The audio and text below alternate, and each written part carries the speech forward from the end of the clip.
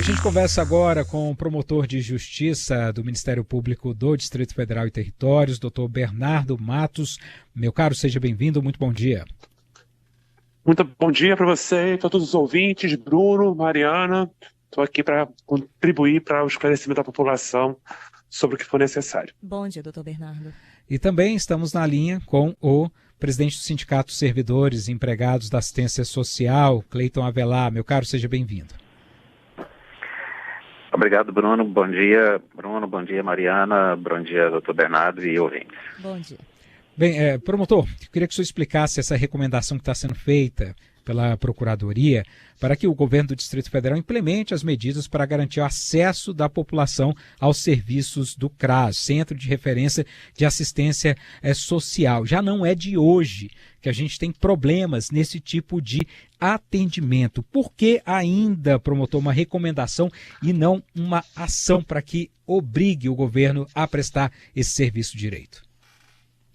Bruno, primeiramente, gostaria de esclarecer que o Ministério Público do DF, por meio das suas promotorias regionais de direitos difusos, fazem o acompanhamento e a fiscalização do funcionamento dos CRAs e dos CRES. E nessa atividade, a gente já tem observado há muitos meses, para não dizer já, pelo menos há um ano e pouco, uma quantidade muito grande de reclamações de cidadãos que têm dificuldade de acessar o serviço do CRAS. O que o CRAS faz? Qual a importância do CRAS? É no CRAS que o sujeito vai conseguir acesso aos benefícios de segurança alimentar, que é o prato cheio. É no CRAS que ele vai ter acesso aos serviços de fortalecimento de vínculos, que é aquele serviço da assistência social que vai ajudar as famílias a lidar com seus problemas, a acessar serviços públicos de saúde. Então os CRAS, eles são equipamentos muito importantes para a população, especialmente para aquela população mais vulnerável. Acontece que, pelo menos desde 2022, a gente tem uma situação em que as pessoas, para ter acesso à maior parte dos serviços do CRAS, ela tem dois caminhos. Ou ela vai ligar, para o 56 tentar esse agendamento, ou vai ter acesso ao site. Para conseguir acesso às vagas que são disponibilizadas todos os dias às 8 da manhã. O que acontece? Como a demanda nossa é bastante grande, como nós temos muitas pessoas, um grande contingente da população em situação de vulnerabilidade social, essas vagas desaparecem muito rapidamente. E por que desaparece muito rapidamente? Porque o DF, hoje, ele tem uma quantidade de CRAS muito menor do que ele deveria ter para fazer frente a essa necessidade. Então, por isso que essas vagas acabam tão rápido.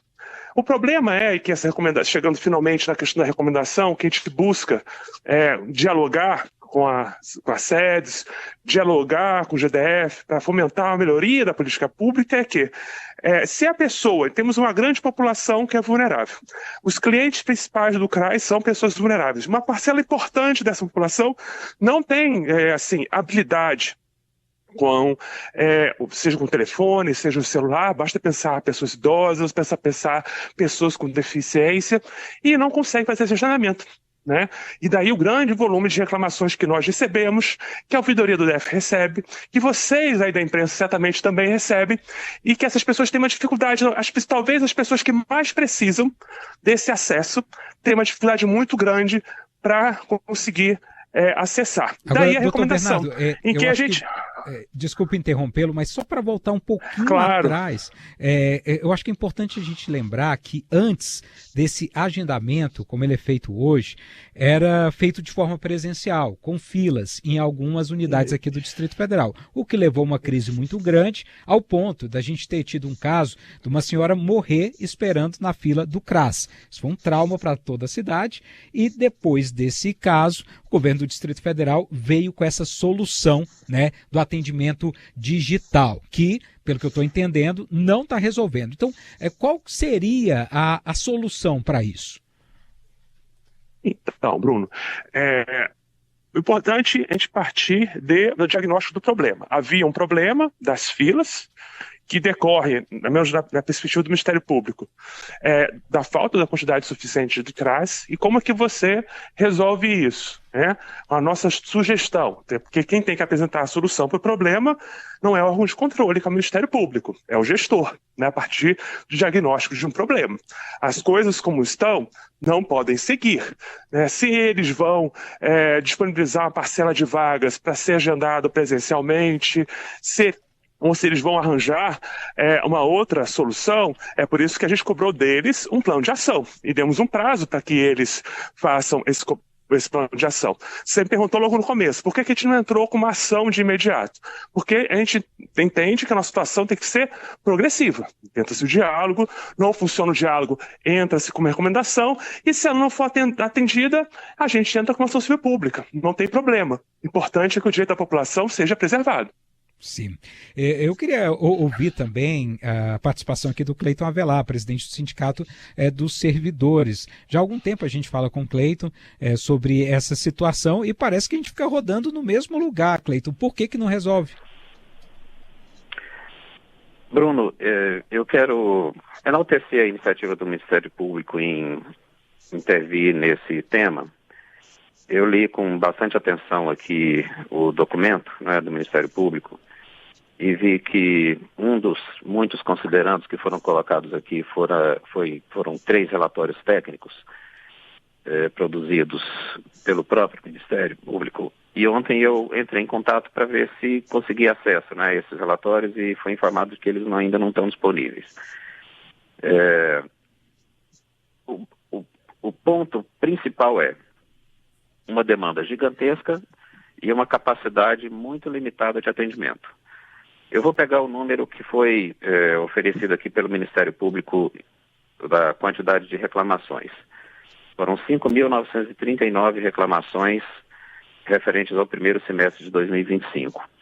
E eu tenho dados oficiais das sedes que nós tivemos atendimentos particularizados de 1º de janeiro de 25 até 22 de julho de 25, 270.731 atendimentos particularizados, que consistem no atendimento da recepção, que tem as suas limitações, mais o atendimento que foi agendado. E essa enormidade de atendimento feito por menos de 400 servidores, porque nós temos ao todo 441 servidores lotados em CRAs. Mas nem todos eles são servidores que fazem atendimento. Por exemplo, nós temos o técnico administrativo, que a função dele é mais o trabalho interno, né, o trabalho administrativo. Desses 441, que é o total de servidores de CRAs, dos 32, nós vamos ter aí mais ou menos uns 350, 360, que são agentes sociais e especialistas que fazem o atendimento. Então, assim, eu entendo e sou absolutamente solidário. Nós, no sindicato, somos solidários com a população que faz essa reclamação e entendemos que o que precisa ser resolvido é a capacidade de atendimento. O documento do Ministério Público, ele fala do sistema, da estratégia de multiportas, de não ter somente uma forma de acesso ao serviço. Isso pode ser uma alternativa, mas não vai resolver o problema. Se antes disso os CRAs não tiverem capacidade de atendimento e se nós não ampliarmos de modo significativo a quantidade de CRAs no Distrito Federal, o problema vai continuar existindo. Hoje é sexta-feira. Se a SEDES anunciar que a partir de segunda-feira vai ter atendimento presencial, vocês podem ter certeza, nós vamos ter centenas de pessoas nas filas dos CRAs.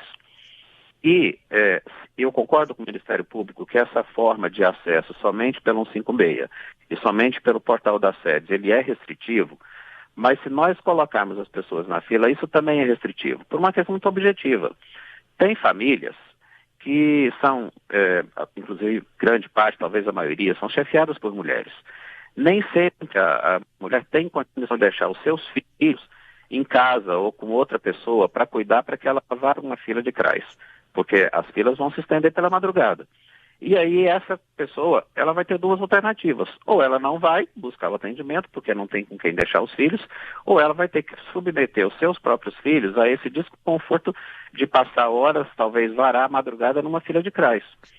Então, assim, doutor Bernardo, se o senhor me permite, eu acrescentaria, era recomendação, 4 tópicos, se eu ainda tiver tempo para falar aqui. Primeira recomendação, a mais importante de todas, recomendo o governo do Distrito Federal a cumprir o que está na Lei de Diretrizes Orçamentárias de 2025 e autorizar imediatamente o concurso público para a carreira de desenvolvimento e assistência social.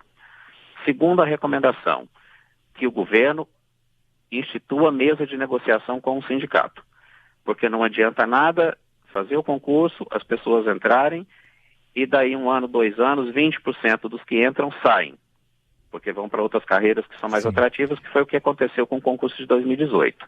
Terceira recomendação, dê condição de trabalho.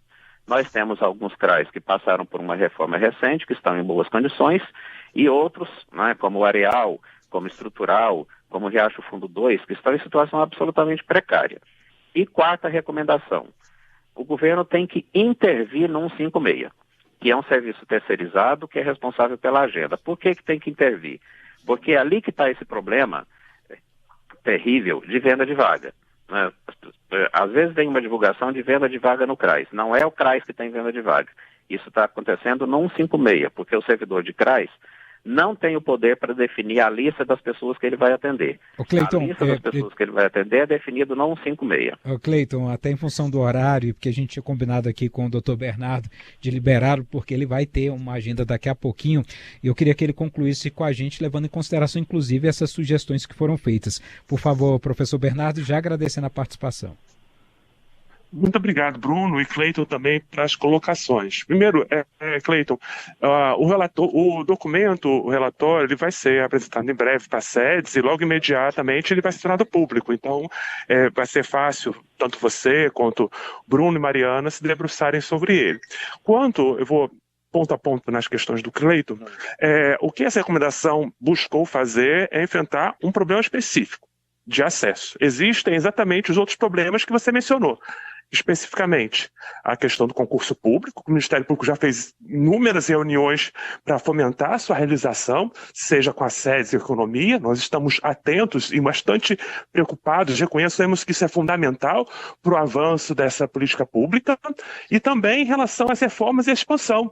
A gente já fez inspeções em diversas dos CRAs e dos CREAs, temos reuniões constantes para melhorar o fluxo, para fomentar a melhora do fluxo dessas reformas, precisamente para oferecer um equipamento de melhor qualidade para os servidores que precisam, de fato, de qualidade de trabalho, para que eles possam pegar o serviço de qualidade, como também do usuário que merece e é direito dele ser atendido numa localidade adequada. Então, nós estamos atentos também a essas vertentes e estamos trabalhando alinhados para a construção disso. Mas isso tem que ser tudo feito paralelo. A gente não pode esperar chegarmos a uma situação perfeita para que aquela pessoa idosa, aquela pessoa com deficiente, aquela pessoa com alto grau de vulnerabilidade socioeconômica tenha acesso aos serviços que são fundamentais, que são os serviços oferecidos pelo CRAS. Então, é uma estratégia de múltiplas frentes que o Ministério Público está engajado e que tem lutado para alcançar. Muito bem. Só para ressaltar que a gente convidou o